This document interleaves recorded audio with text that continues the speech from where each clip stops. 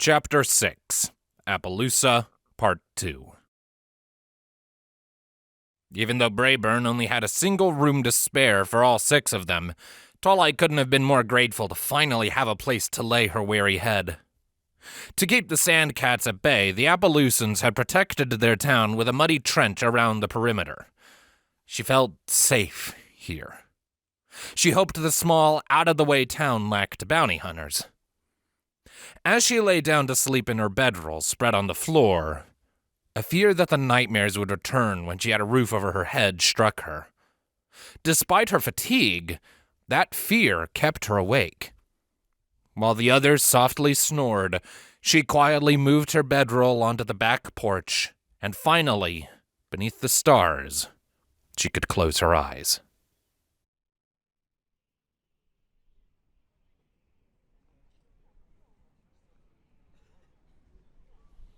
Twilight was curled in her bedroll, partially awake, when she heard a filly's voice. "Careful! Annie Applejack said she's a wizard." Something prodded her in the flank. "She ain't gonna wake up. She's been sleeping like a log all morning long," a colt said. "Just 'cause she hasn't woken up yet don't mean she ain't gonna, you doofus," another filly said. With a groan, Twilight cracked her eyes open. The moment she made a sound, she heard the 3 foals screech, even the boy, and scamper away. She pulled herself out of her portable bedding, blinking in the light of the day. With the brightness faded, she could see the 3 foals hiding over the edge of the porch on the other side of a railing, watching her. She approached them. When she reached the edge of the porch, the filly in the front, the smallest, stared up at her with large eyes. "Please don't turn us into mutes, Miss Wizard," she said. Twilight couldn't stop the warm smile that spread across her face. "I'm not going to turn you into newts. Why would you think I'd turn a nice little filly like you into a newt?" "I told you she ain't gonna turn us into newts," the colt hissed at the filly in the back. "Shush!" the filly whispered back when she noticed that Twilight had heard them. "You turn us into newts because Crumble poked you," the filly cried. "I did not poke her," the colt objected, and then said with confidence, "I poked her with a stick." Twilight held back a snicker at the colt's childish logic while she glanced up at the sun. It had to be early noon. She was lucky her bedroll rested in a well-shaded part of the porch, or she would have baked in the heat. I probably should have been getting up anyway. Besides, if I were going to turn you into something, it wouldn't be newts. You'd dry up like a raisin out here. Dying that way would be... The foals ran away from her, wailing at the top of their lungs. "What did I say?" Twilight shouted after them. A peach-colored mare with an orange-blonde mane met the foals as they fled around the corner of the house. "Whoa now! You know Daddy works the night watch. No shrieking and hollering before lunchtime." But she's gonna turn us into newts and then we'll dry up and die!" the little filly said as they clustered around the mare's hooves. The colt nodded, adding, "Like raisins!" "Who in Equestria put that idea in your little heads? She's our guest," the mare said. "So she's not..." the second filly started to say. "She's not gonna turn you into a newt," the mare said. She shook her head in exasperation as the foals ran past her. "Ugh. You'd best be back within half an hour, clean and tidy for lunch, or I'll tan your hides," she yelled after them. Putting on a sweet smile, she then turned to Twilight. "I'm Marigold, Brayburn's wife. They weren't bothering you, were they? Twilight Sparkle." Twilight dipped her head respectfully to her hostess. "And no, they weren't a problem. It's my own fault for sleeping out on the porch, honestly. If you don't mind my asking, why were you out here?" Marigold asked. "No reason, really. I just prefer the night air." Twilight lied. "I hope it's no trouble." The answer seemed to satisfy Marigold, and she said, "Wherever you're comfortable is fine. I just wanted to let you know that you and all your friends are welcome to join us for lunch." Again, she smiled sweetly. "Thank you for your hospitality," Twilight said, inclining her head again. Marigold smiled one more time, but it never reached her eyes. Then she turned and walked back around the corner of the house. With a shrug, Twilight ignored the fake smile at the end of their awkward exchange.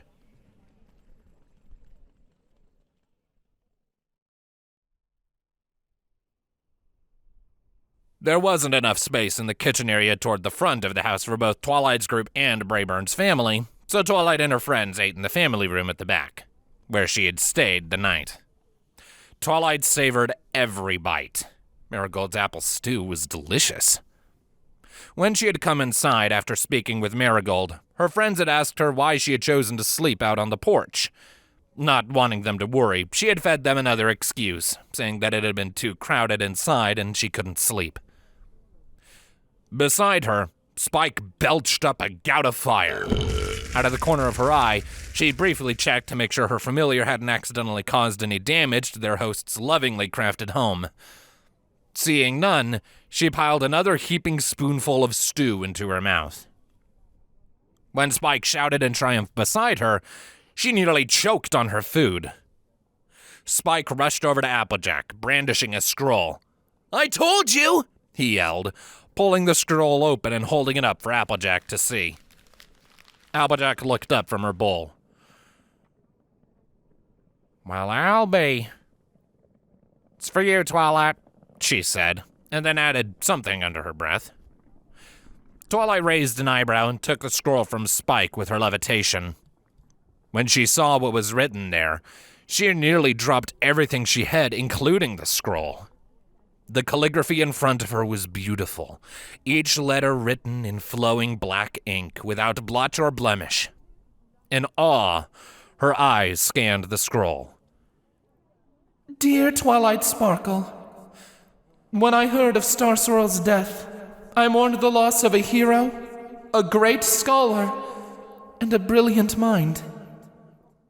I hope you, like him, will strive to be a better pony and learn all you can.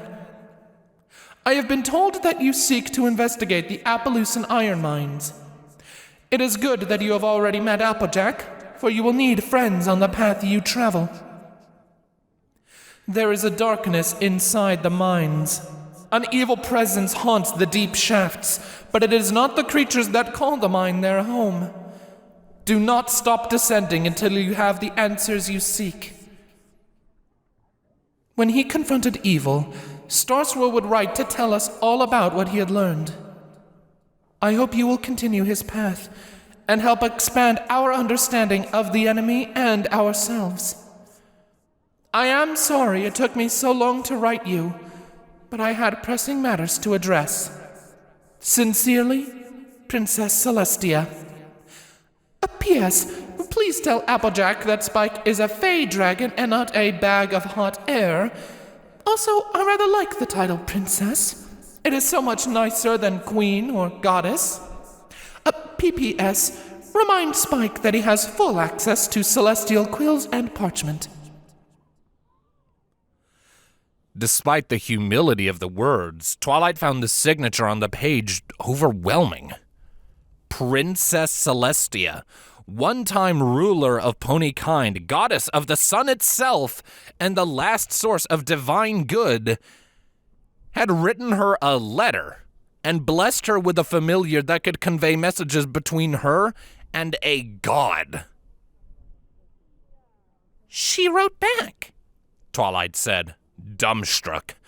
She had forgotten all about the letter Applejack had sent. Well, of course she did, silly, Pinkie Pie said. Spike said she would, after all. Twilight narrowed her eyes at Pinkie. I didn't even say who I was talking about. Princess Celestia. Who else? Pinkie said with a laugh. She trotted up and peered over Twilight's shoulder. Are you going to tell her about what you learned? Twilight furrowed her brow. How can I help her? She wondered. She was nowhere near the wizard or the scholar that Star Swirl had been. But she couldn't refuse a request from a goddess, the goddess. Not that she wanted to. I suppose I will, she said.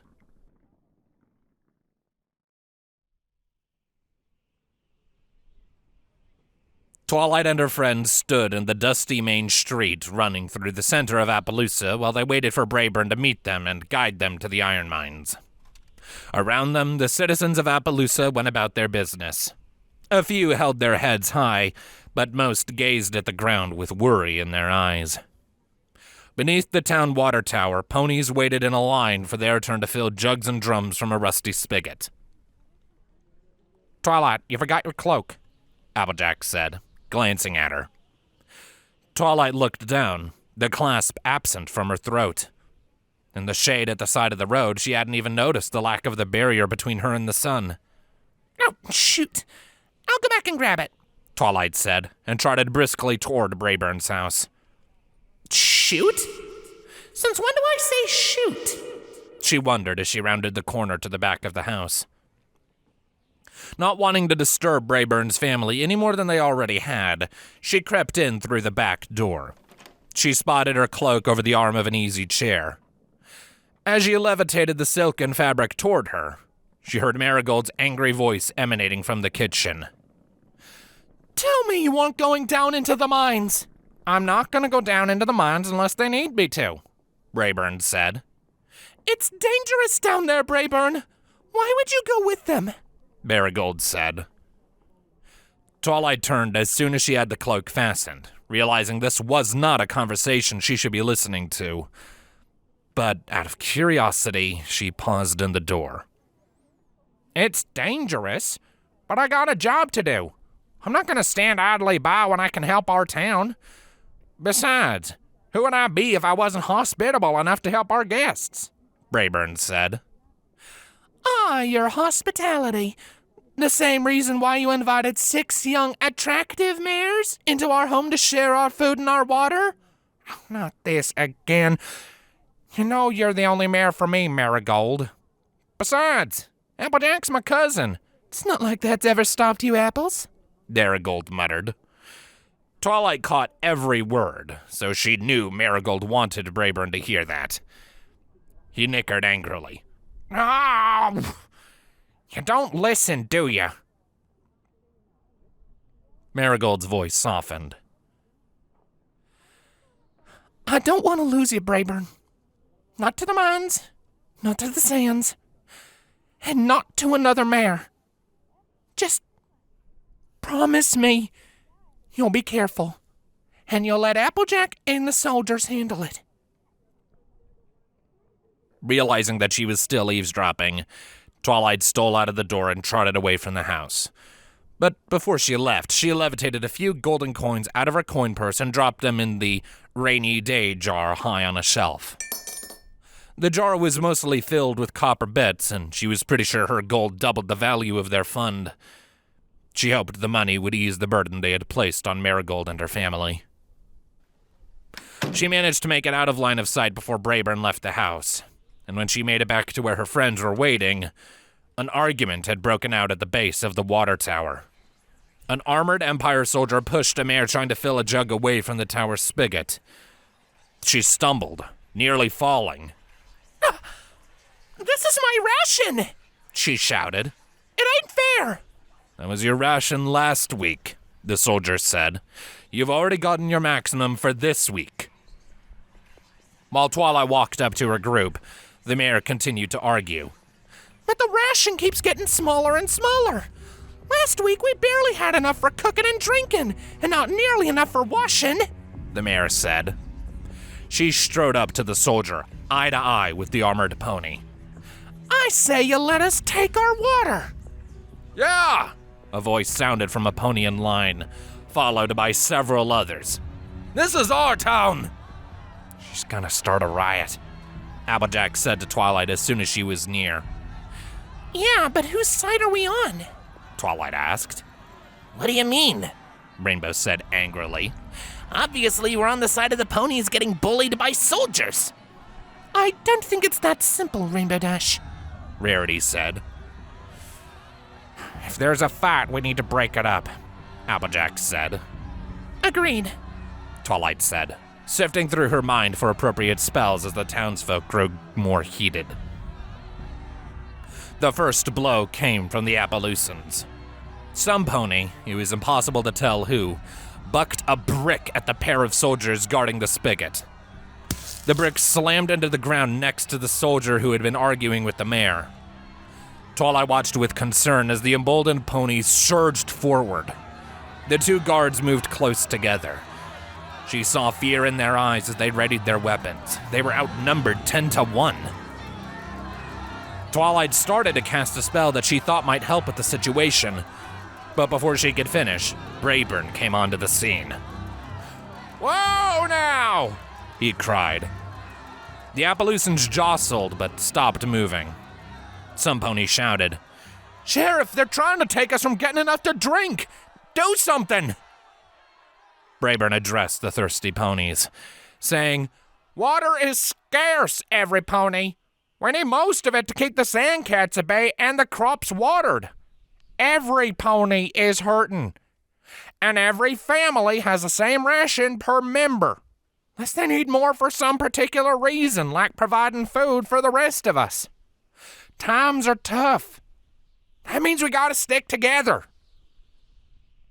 As Brayburn spoke, Twilight released her spell, and the magic faded completely from her mind.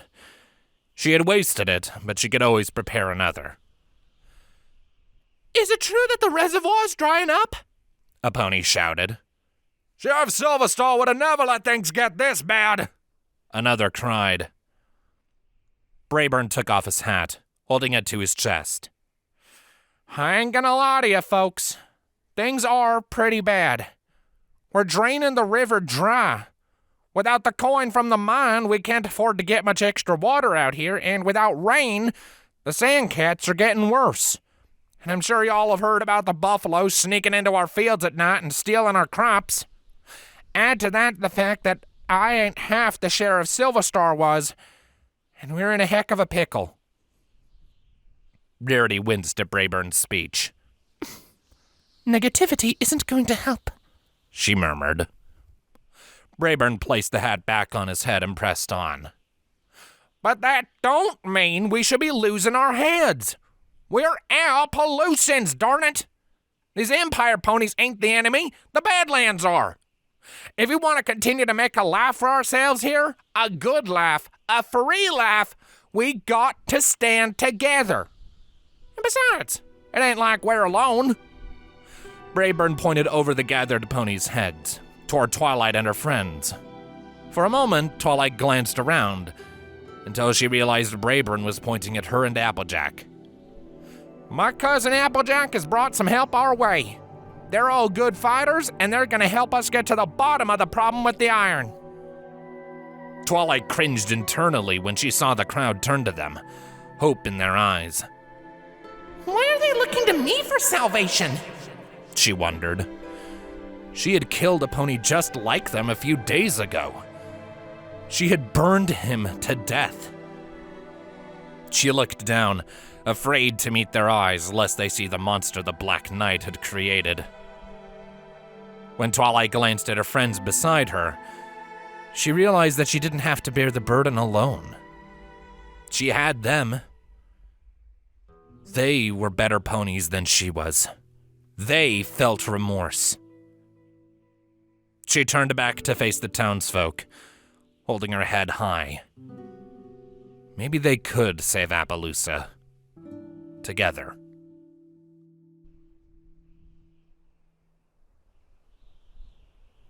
Brayburn took them out of the town center along a road leading up a nearby mesa.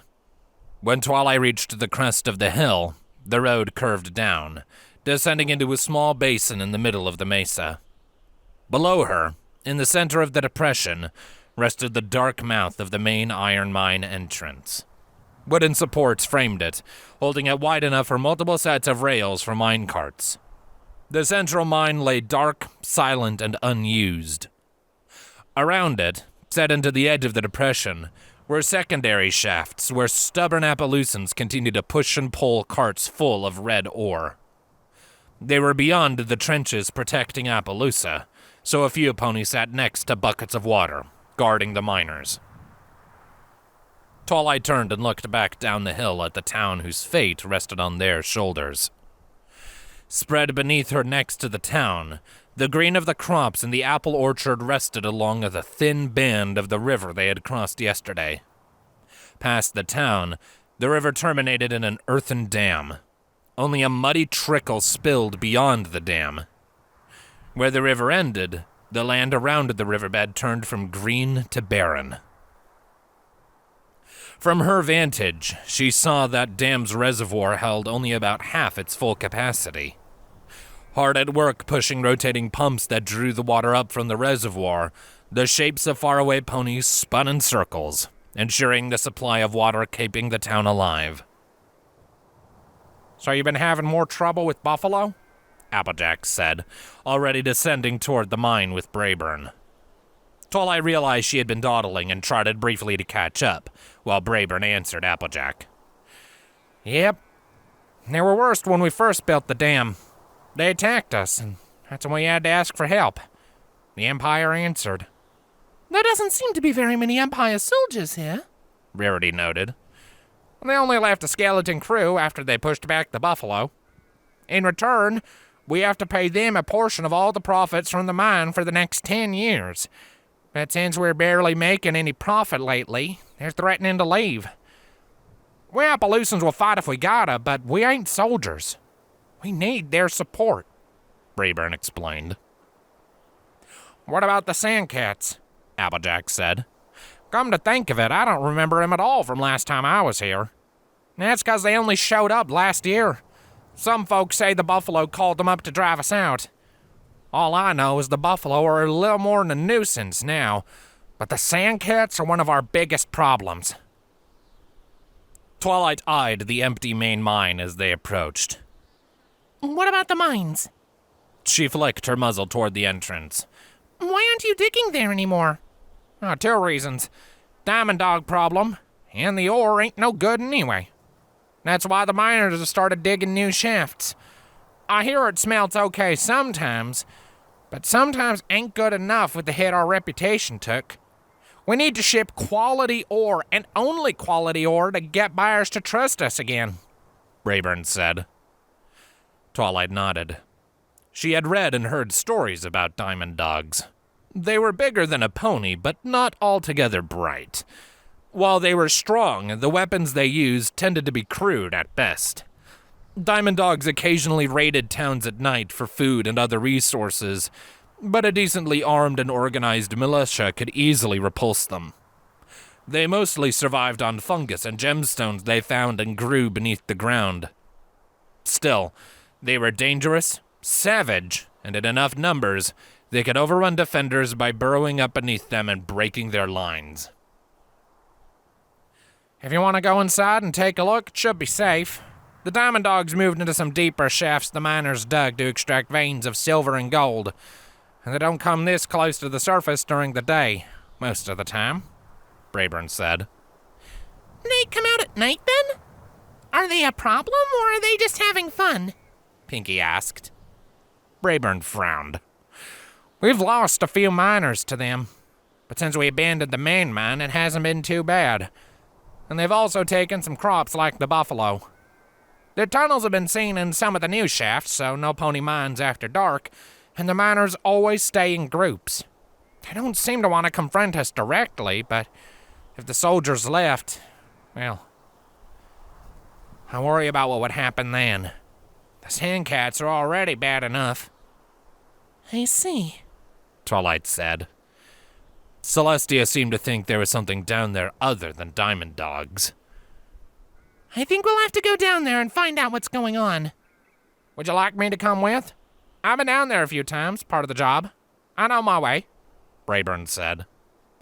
Twilight shook her head, wondering if Brayburn had made the promise Marigold wanted him to. Thank you, but I think we can handle it.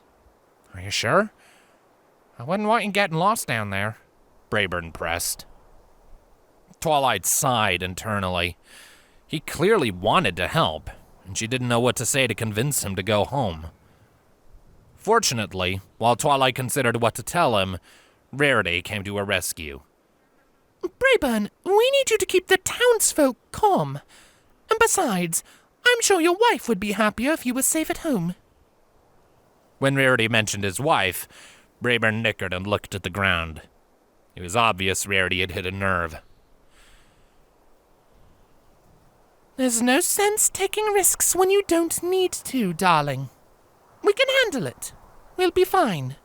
Trust us, Rarity said. All right. Good luck, Brayburn said and turned away from them. He glanced over his shoulder as he trotted back toward town, and Rarity waved him off. Twilight stared at the doorway. Mentally, she cataloged her spells, making sure she was ready for what lurked below. She had a couple of shield spells prepared, which would protect her from the crude bows she knew diamond dogs were fond of. Her mage armor was active. Down there in tight quarters, it would be unlikely that a fireball would be usable, but she had one prepared anyway, just in case. She lit her horn and strode forward, illuminating the entrance. Here we go, she said.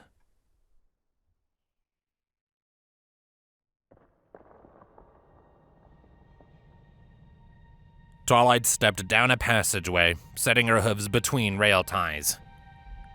Hold up, she said as she stopped abruptly. In front of them, a dark chasm split the tunnel. A rickety bridge provided a way across. She heard Rainbow's voice from the back of the group. Is it another dead end? Rainbow was at the rear of the group, protecting them. Beside Twilight, Applejack answered. No, you'd better come up here. Twilight eyed the bridge. It looked to be in poor condition, and someone, probably the Diamond Dogs, had hacked away part of the bridge, leaving only one narrow, railingless path forward. When Rainbow stepped up to the chasm, Twilight asked, Can you catch us if we fall? Rainbow flared her wings. I don't know. The air is pretty still down here, and it would be tough to fly in such a small space, but if any pony can, I can. Just try not to fall. If the bridge broke, could you fly us across? Twilight asked. Rainbow shook her head. 4 of you? No way. I might be able to catch you once, but I'd be whipped. All right. I'll go first then. That way I can levitate Applejack's armor across when I get to the other side, Twilight said. Among the group, she figured Applejack would probably be the heaviest with her dense build and armor. She was most worried about the bridge cracking under her weight. She gingerly took the first step onto the bridge. While Twilight gradually made her way across, she focused on the far side to avoid looking down. Carefully, she took another step.